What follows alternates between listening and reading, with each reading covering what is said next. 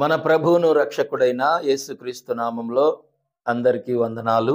ప్రియమైన దేవుని బిడ్డలరా, అందరూ సంతోషంగా ఉన్నారా? గమనించండి, ఈరోజు దేవుని వాక్యంలోనికి వెళ్లే ముందు కొన్ని మాటలు మనం ధ్యానం చేసుకుందాం. ప్రియమైన దేవుని బిడ్డలరా, ఈ కాలంలో మరి ప్రతి సంఘంలో ఎక్కడ చూసినప్పటికీ కూడా చర్చికి వచ్చిన ప్రతి ఒక్కరికి వారికి మారు మనసు అనేది లేకుండా, పాపక్షమాపణ అనేది లేకుండా ఎంతో మందికి తెలియని వారికి బాప్తీసాలు ఇవ్వడము బాగా అలవాటైపోయింది.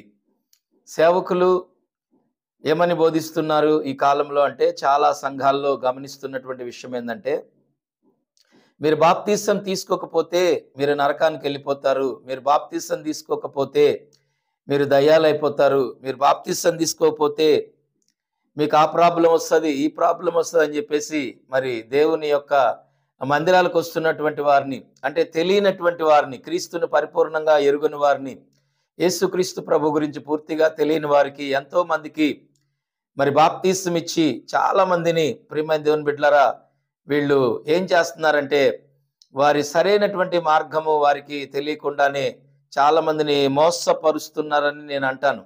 కాబట్టి మీరు గమనించాలి, బైబిల్లో బాప్తీసం ఎవరికి ఇవ్వాలి అనే దాని గురించి నేను కొన్ని విషయాలు చెప్తాను.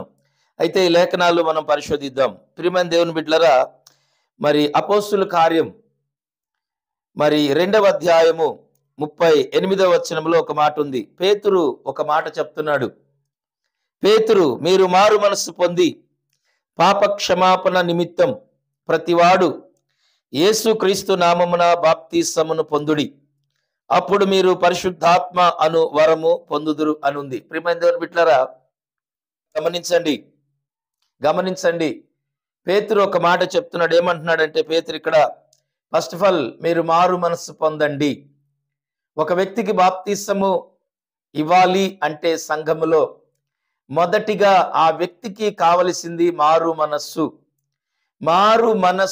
రెండవది పాప క్షమాపణ, అంటే తన పాపములు తను ఒప్పుకోవాలి.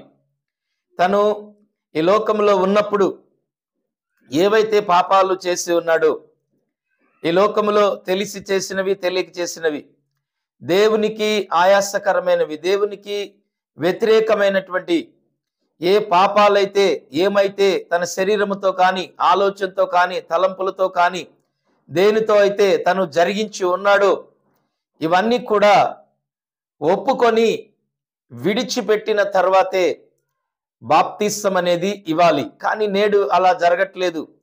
చాలా మంది, చాలా సంఘాల్లో జరుగుతుంది ఏంటంటే 100కి 80% ఇవే జరుగుతున్నాయి. మీరు బాప్తిసం తీసుకోండి, నిజమైనటువంటి మత మార్పిడి అంటే ఇదేనేమో. ప్రియమైన దేవుని బిడ్డలారా, గమనించండి, మీరు బాప్తిసం తీసుకోండి, మీరు బాప్తిసం తీసుకుంటే మీరు పరలోక రాజ్యానికి వెళతారు, మీరు బాప్తీసం తీసుకుంటే మీరు పరిశుద్ధులుగా మారుతారు, మీరు బాప్తీసం తీసుకుంటే మరి మీకున్నటువంటి సమస్యలు పోతాయి, మీరు బాప్తీసం తీసుకుంటే దయ్యాలు పోతాయి, మీరు బాప్తీసం తీసుకుంటే మీకు అవి కలిసి వస్తాయి, ఇవి కలిసి వస్తాయి అని చాలా మంది ఇలాంటి మాయ మాటలు చెప్పి ఎంతో మంది చర్చికి వస్తున్నటువంటి బిడ్డల్ని మరి మత మార్పిడి అంటే ఇదే కావచ్చు, ఇలాంటి మాయ మాటలతో ఎంతో మందిని మోసం చేస్తున్నటువంటి వారు మరి సంఘాల్లో నేడు ఇలాంటివి జరుగుతున్నాయి. కానీ బాప్తీసము ఒక వ్యక్తికి ఇవ్వాలి అని ఒక ఆలోచన కలిగినప్పుడు ఫస్ట్ ఆఫ్ ఆల్, ప్రియమైన దేవుని సంఘమా, దేవుని బిడ్డలారా, ఆ వ్యక్తికి కావలసింది ఏంటంటే మారు మనస్సు కావాలి. మారు మనస్సు లేకుండా ఒక వ్యక్తికి నువ్వు బాప్తీసం ఇస్తే, మా పాప క్షమాపణ లేకుండా ఒక వ్యక్తికి నువ్వు బాప్తీసం ఇస్తే, ఆ వ్యక్తిలో పశ్చాత్తాపం అనేది లేకుండా అతనికి మారు మనస్సు రాదు. పశ్చాత్తాపం అనేది రాకుండా అతను తన పాపాలు ఒప్పుకోడు. కాబట్టి ఒక వ్యక్తి తన యొక్క పాపాలు ఒప్పుకోవాలన్నా, ఒక వ్యక్తి మారు మనసు పొందాలన్నా, ఒక వ్యక్తి పశ్చాత్తాపం అతనిలోకి రావాలంటే అది ఖచ్చితంగా ఓ దైవజనుడి వల్ల కాదు, లేకపోతే వేరేటువంటి మాటలు చెప్పడం వల్ల కూడా ఇవన్నీ కలగవు. కానీ పరిశుద్ధాత్మ దేవుడు ఆ వ్యక్తి మీదకి వచ్చినప్పుడు ఆ వ్యక్తి ఏం చేస్తాడంటే తన పాపాలు ఒప్పుకుంటాడు, తను మారు మనసు పొందుతాడు, పశ్చాత్తాపం అనేది తన లోపలికి వస్తుంది. అతను దుఃఖించి కన్నీరు విడిచి తను చేసినటువంటి ప్రతీది కూడా ఒప్పుకొని విడిచిపెట్టడానికి దేవుని దగ్గర అతను మొరపెడతాడు. అలాంటి యొక్క పశ్చాత్తాపం లేకుండా, మారు మనసు లేకుండా మరి పాప క్షమాపణ లేకుండా ఎంతో మందికి బాప్తీసాలు ఇచ్చి ఇవాళ చాలా మంది సేవకులు వదిలేస్తుంటే వాళ్ళంతా కూడా తిరిగి మరలా ఆ యొక్క మొదటి ఆ పాపం అనేటువంటి రోత జీవితంలోకి వెళ్ళిపోతా ఉన్నారు. ఎంతో మంది బాప్తీసం తీసుకున్న బిడ్డల్ని, ఎంతో మందిని ఈ సంఘాల్లో వెళ్తున్న బిడ్డల్ని ఎంతో మందిని మనం చూస్తా ఉన్నాం. వాళ్ళు ఏం చేస్తున్నారంటే యథాప్రకారంగానే వాళ్ళు అబద్ధాలు ఆడుతూ ఉన్నారు, బూతులు మాట్లాడుతున్నారు, వడ్డీ వ్యాపారాలు చేస్తూ ఉన్నారు, సినిమాలకు వెళ్తున్నారు, సీరియళ్ళు చూస్తున్నారు, మరి భయంకరమైనటువంటి అర్ధనగ్గమైన బట్టలు తొడుగుతూ ఉన్నారు, మరి రకరకాలైనటువంటి కటింగ్లు చేస్తున్నారు, రకరకాలైనటువంటి మరి మరి అబద్ధాల్లో, మోసాల్లో, అనేకమైనటువంటి ఈ లోక సంబంధమైనటువంటి వాటిల్లో ఎంతో మంది ఈ బాప్తీసం తీసుకున్న వాళ్ళు కూడా పాలు పొందుతానే ఉన్నారు. కారణం ఏంటి అంటే వాళ్ళకి మారు మనస్సు లేకుండా బాప్తీసం ఇవ్వడమే, మరి పాప క్షమాపణలు లేకుండా బాప్తీసం ఇవ్వడమే. ఈ రోజుల్లో బాప్తీసం అంటే చాలా మందికి ఏమైందంటే చులకనైపోయింది. ఈ చులకనైపోయింది కాబట్టి వచ్చిన వారికల్లా ఆ బాప్తీసం అంటే ఏంది, నీటిలో మునగటమే కదా, నీటిలో ముంచి లేపేస్తే అయిపోతుంది అన్నట్లుగా వచ్చిన వాళ్ళు వచ్చినట్లు ముంచి లేపేసి వదిలేస్తా ఉన్నారు. ఈ పెద్ద పెద్ద సంఘాలలో కానీ చిన్న సంఘాలలో కానీ లేదంటే బాప్తీసం ఇస్తే మా చర్చిలో ఎంత కౌంట్ పెరుగుతుంది, ఇన్ని వేల మందికి ఇన్ని వందల మందికి బాప్తీసం ఇచ్చాం, మా చర్చిలో ఎంతమంది ఉన్నారని ఏదో కౌంటింగ్ చెప్పుకోవడానికి కూడా కొంతమంది వాళ్ళకి నీళ్లలో తీసుకెళ్లి ముంచేస్తా ఉన్నారు. దీని వలన ప్రియమైన దేవుని బిడ్డలారా వాళ్ళు మొదటి కంటే కూడా ఇంకా ఎక్కువ పాపాలు చేయడానికి అలవాటు పడతా ఉన్నారు. కాబట్టి గమనించండి, ఇలాంటి పనులు చేయడము మానుకోవడం చాలా వరకు మంచిది. కాబట్టి వాక్య జ్ఞానం అనేది వాళ్ళకి లేకుండా, వాక్య పరిజ్ఞానము తెలియకుండా మరి బాప్తీసాలు ఇవ్వడము ఇది చాలా వరకు రాంగ్ అని దేవుని వాక్యం సెలవిస్తుంది. చూడండి, లూకాసు వార్త 3వ అధ్యాయము 3వ వచనములో ఒక మాట ఉంది. అంతటా అతడు వచ్చి పాపక్షమాపణ నిమిత్తము మారు మనస్సు విషయమైన బాప్తీసము పొందవలెనని యోర్దాను నది ప్రదేశమంతటా ప్రకటించుచుండెను అనుంది. ప్రియమైన గమనించారా, ఇక్కడ యోహాను సువార్తను ప్రకటిస్తున్నాడు. ఏమని సువార్తను ప్రకటిస్తున్నారంటే అంతటా అతడు వచ్చి పాప క్షమాపణ నిమిత్తము మారు మనస్సు విషయమైన బాప్తీసము పొందవలెనని యోర్దాను నది ప్రదేశమంతటా ప్రకటించుచుండెను. ప్రభు మార్గము సిద్ధపరచుడి, ఆయన త్రోవలు సరళము చేయుడి అని దేవుని లేఖనాలు సెలవిస్తున్నాయి. ఇక్కడ ఏమంటున్నాడంటే ఫస్ట్ ఆయన అన్న మాటలో మీరు గమనించినట్టయితే పాప క్షమాపణ నిమిత్తము మారు మనస్సు నిమిత్తము. పాప క్షమాపణ మారు మనస్సు అనేది లేకపోతే ఈ రెండు కలగాలంటే ఆ వ్యక్తికి కావలసింది పశ్చాత్తాపం. ఈ పశ్చాత్తాపం అనేది ఆ వ్యక్తిలో రావడానికి ఖచ్చితంగా ఆ వ్యక్తికి పరిశుద్ధాత్మ దేవుడే సహాయం చేయాలి. పరిశుద్ధాత్మ దేవుడు ఎప్పుడు ఆ వ్యక్తికి సహాయం చేస్తాడంటే ఇతను ఎప్పుడైతే నేను పాపిని, నేను తప్పు చేస్తున్నానని ఎప్పుడైతే ఈ వ్యక్తి గుర్తిస్తాడో అప్పుడు మాత్రమే అతను మరి పశ్చాత్తాపడేటువంటి ఆలోచన, ఆ కన్నీళ్ళు అనేవి అతనికి కలుగుతాయి. అప్పుడు పరిశుద్ధాత్మ దేవుడు అతనిలో ఉన్నటువంటి తన యొక్క మనస్సు, ఆ ఆలోచన, ఆ తలంపులు ఎప్పుడైతే నేను పాపిని, నేను తప్పు చేశాను, నేను దేవునికి వ్యతిరేకంగా జీవిస్తున్నానని గుర్తించగలడో అప్పుడు ఆ వ్యక్తికి దేవుడు సహాయపడతాడు. అప్పటి వరకు ప్రియమైన దేవుని బిడ్డలారా ఎవరికి బాప్తీసం ఇచ్చినా కూడా ఆ బాప్తీసము ప్రయోజనం లేదు, అది ఉపయోగం లేనటువంటి బాప్తీసం అవుతుంది. అందుకని గమనించాలి. ఎందుకంటే అతను ఒప్పుకోవాలి, నేను తప్పు చేస్తున్నాను, అతనిలోకి ఆ ఒప్పుకోలేనిది రాకుండా నువ్వు ఎలా బాప్తీసం ఇస్తావు? అలాగే బైబిల్లో లూకాసు వార్త 3వ అధ్యాయం 11వ వచనం, అతడు 2 అంగీలు గలవాడు ఏమీ లేనివానికి ఇయ్యవలెను, ఆహారము గలవాడును అలాగే చేయవలనని వారితో చెప్పాను. ప్రియమైన దేవుని బిడ్డలారా ఇక్కడ ఈయన ఏం చెప్తున్నాడంటే చాలా మంది అక్కడ ఈ యొక్క యోహాను గారి దగ్గరకు వచ్చినప్పుడు 9వ వచనములో ఇప్పుడే గొడ్డలి చెట్ల వేరున ఉంచబడి ఉన్నది గనుక మంచి ఫలము ఫలింపని ప్రతి చెట్టును నరకబడి అగ్నిలో వేయబడినని చెప్పాను. అందుకు జనులు అలాగైతే మేమేమి చేయవలనని అతనిని అడుగుతున్నారు. అయితే ఇక్కడ ఈయన ఏం చేస్తున్నాడంటే అక్కడ ఉన్నటువంటి ప్రజలందరికీ కూడా ఈయన సువార్త ప్రకటిస్తున్నప్పుడు అక్కడ ఈ సువార్త వింటున్నటువంటి ప్రజలందరూ కూడా ఏమని ఆయన అడుగుతున్నారు, మేమేం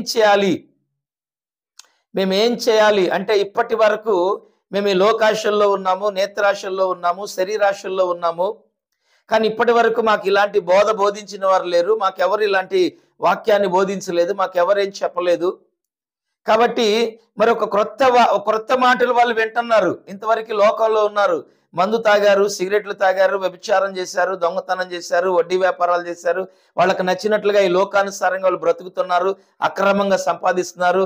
మరి అక్రమమైనటువంటి వాటిల్లో ఎన్నో వాటిల్లో వాళ్ళు పాలు పంపులు పొంది ఉన్నారు. కాబట్టి ఈయన ఎప్పుడైతే వాక్యాన్ని ప్రకటిస్తున్నారో వారిలోకి ఒక తెలియని ఒక భయం, ఒక తెలియనటువంటి కలవరము వారి హృదయాల్లోకి వచ్చేసింది. అప్పుడు వాళ్ళు అడుగుతున్న ప్రశ్న ఏంటంటే, ప్రియమైన దేవుని బిడ్డలారా, వాళ్ళు ఏం అడుగుతున్నారు? అందుకు జనులు, అలా అయితే మేమేమి చేయవాలని అతన్ని అడుగుతున్నారు. అయితే మేమేం చేయాలి? ఇప్పుడు మేమేం చేయాలి అని ప్రజలు అడుగుతున్నప్పుడు అక్కడ యోహాన్ అంటున్నాడు, చూడండి, అతడు 2 అంగీలు గలవాడు, ఏమీ లేని వానికి ఇవ్వవలెను, ఆహారము గలవాడును అలాగే చేయవలెను అని వారితో చెప్పాను.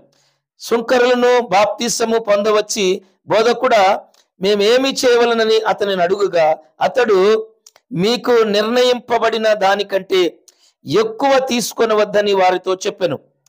గమనించారంటే ఒక వారిలో ఒక ప్రత్యేకమైనటువంటి మార్పు రావాలని ఆయన చెప్తున్నాడు. అక్కడ సుంకరులు వచ్చారు. సుంకరి గుత్తదారులు అంటే ఎవరు? వీళ్ళు వడ్డీ వ్యాపారస్తులు. అంటే వారికి ఇవ్వవలసిన దానికంటే ఎక్కువ వసూలు చేయడము.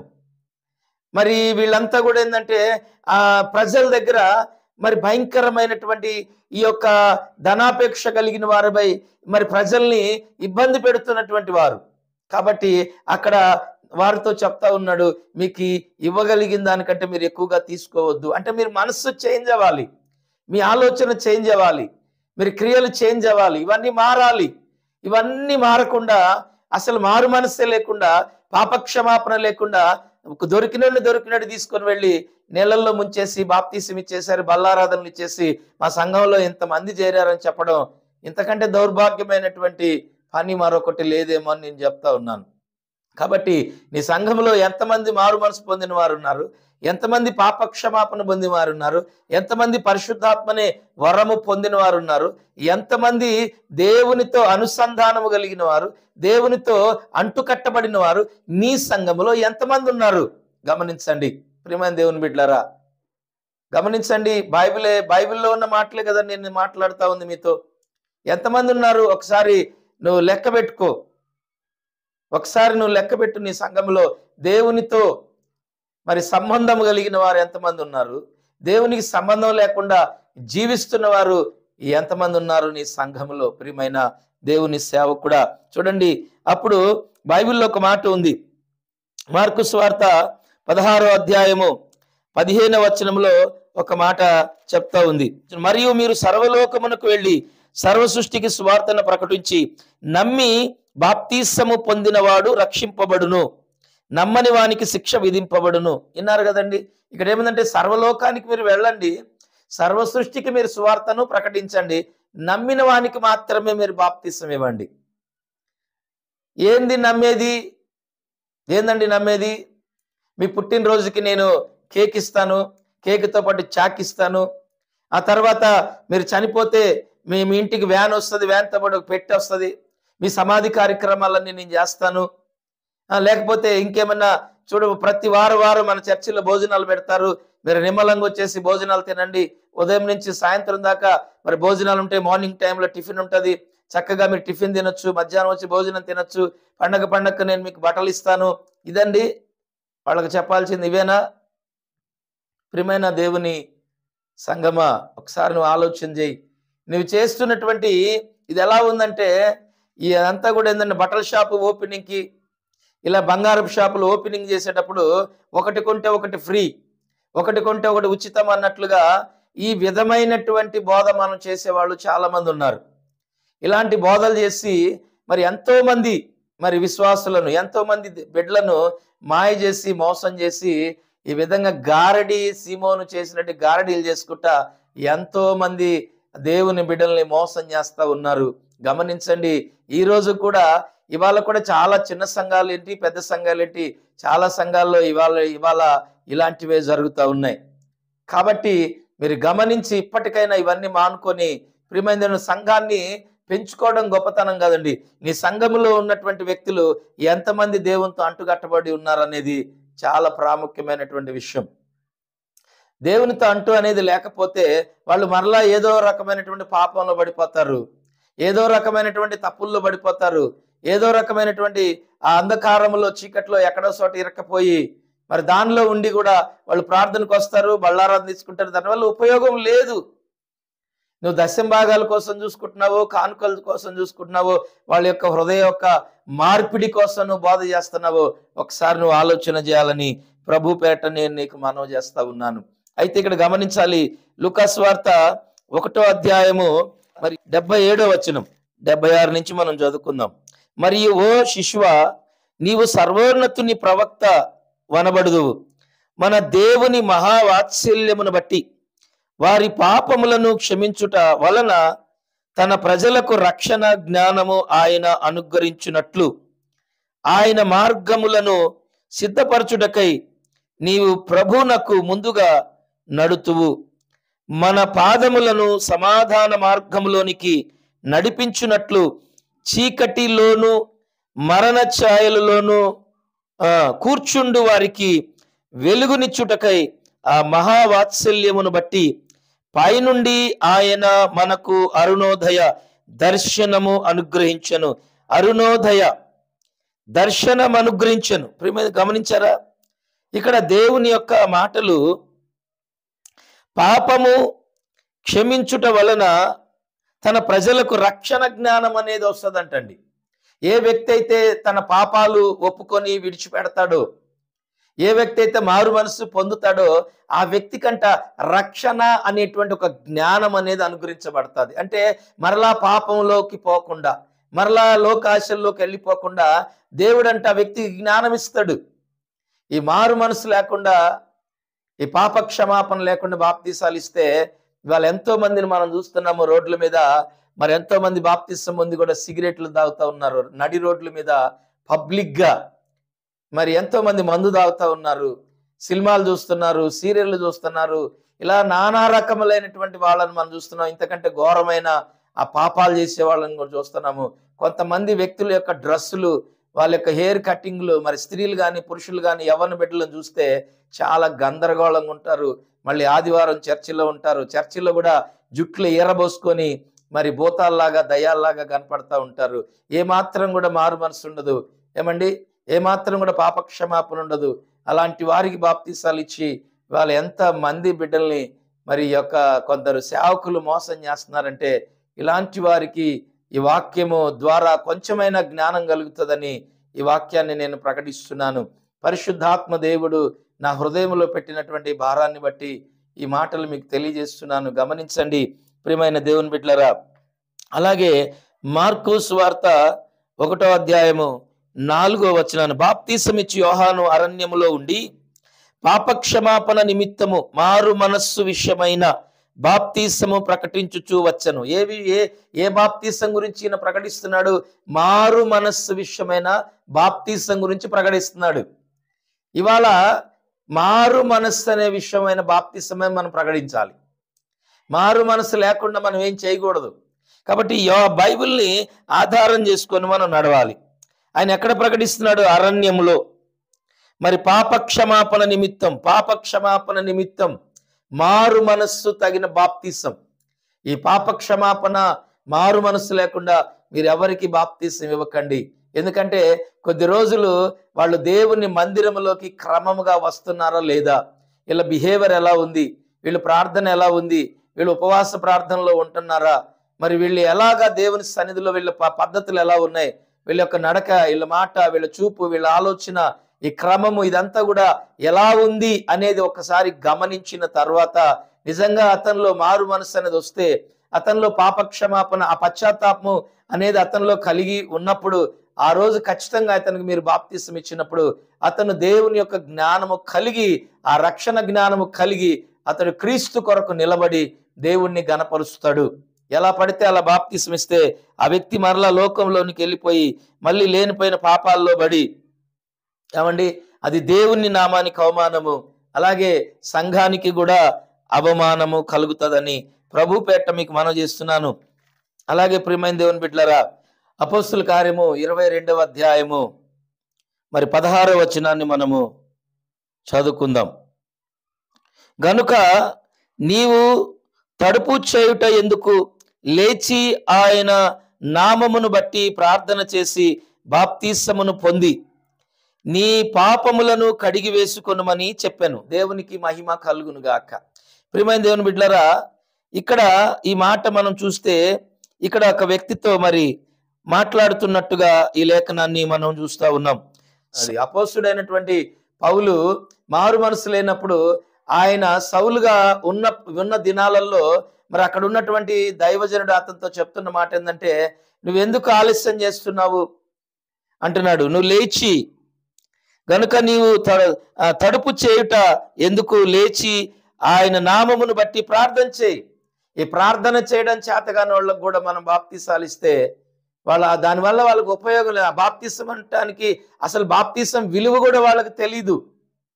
అలాంటి వారికి బాప్తిసాలు ఇచ్చి ఎంతో మంది మరి భయంకరమైనటువంటి మత మార్పిడి లాంటివి చేస్తున్నారు. మత మార్పిడి అంటే ప్రేమ అలా చాలా మంది మతోన్మాదులు ఎంతో మంది మత మార్పిడి అని ఎక్కడో ఏదో గురించి చెప్తున్నారు. కానీ ఆ మత మార్పిడి కంటే ఈ మత మార్పిడి చాలా భయంకరమైంది. కాబట్టి గమనించండి, మరి అలాంటి మత మార్పిడిలు చేయకుండా మరి ఎవరికి బాప్తిసం ఇవ్వాలా, ఎవరు బాప్తిసానికి అర్హులు, ఎవరు కరెక్ట్ అనే దాని గురించి మీరు తెలుసుకొని మరి ప్రభువు నామములో వివేకము కలిగి జ్ఞానము కలిగి మీరు నడుచుకున్నట్లయితే ఖచ్చితంగా దేవుడు మీకు సహాయం చేస్తాడు. దేవుడి మాటలు దీవించును గాక. ఆమెన్. Praise the lord. ప్రార్థన చేసుకుందాం. మన ప్రభువును రక్షకుడైన యేసుక్రీస్తు నామంలో, అయా నీ పాదములకు వందనాలు, స్తుతులు, స్తోత్రాలు నాయన. నా రక్షకుడా నీకు వందనాలు. ఇవాళ ఎంతో మంది నాయన మరి పాప క్షమాపణ లేకుండా, మారు మనసు లేకుండా బాప్తిసాలు తీసుకొని మరి ఎంతోమంది నాయన ప్రార్థన లేకుండా, సిద్ధపాటు లేకుండా వారి వారి జీవితాల్లో ఎంతోమంది భయంకరమైనటువంటి అపవాది వారిని ఇంకా వదలకుండా బాప్తిసాలు ఇచ్చి ఎంతోమందిని అవమాన పాలు, రోడ్ల పాలు, అనేక వాటికి బలహీనతలుగా గురైపోయి ఇప్పటికి కూడా చాలామంది అవమానకరమైన బ్రతుకులు మేము బ్రతుకుతూ ఉన్నారు ప్రభువా. కాబట్టి అలాంటి బిడ్డలందరినీ కూడా మీరు విడిపించండి. సరైనటువంటి అవగాహన, జ్ఞానము ప్రతి ఒక్క వ్యక్తికి కలిగి, అయా నేను తప్పు చేశాను, నేను పాపం చేశానని ప్రార్థన చేసి ఒప్పుకొని విడిచిపెట్టే మనసు ప్రతి ఒక్కరికి దయచేయండి. అలా సిద్ధపడి ఎవరైతే దేవుని సన్నిధికి వస్తారో, ఎవరైతే దేవుని సన్నిధిలో సిద్ధపడిన వారు ఉంటారో అలాంటి వారికి బాప్తిసాలు ఇచ్చి రక్షణ మార్గంలో నడిపించే కృప అనేక మంది సేవకులకు దయచేయమని, అయా ఎవరికి పడితే వారికి ఇచ్చి నాయన బాహాటముగా దేవుని నామాన్ని అన్యజనుల ఎదుట అవమానకరంగా మార్చకుండా మరి జ్ఞానము కలిగి ఎవరికి ఇవ్వాలో ఎవరికి ఇవ్వకూడదో అది గ్రహించినట్లుగా ప్రతి ఒక్కరి నేత్రాలు తెరవమని, మీరే మహిమ ఘనత ప్రభావాలు పొందమని, ఈ జ్ఞానము అందరికీ దయచేయమని యేసు నామములో అడుగుచున్నాము తండ్రి. ఆమెన్. వందనాలు.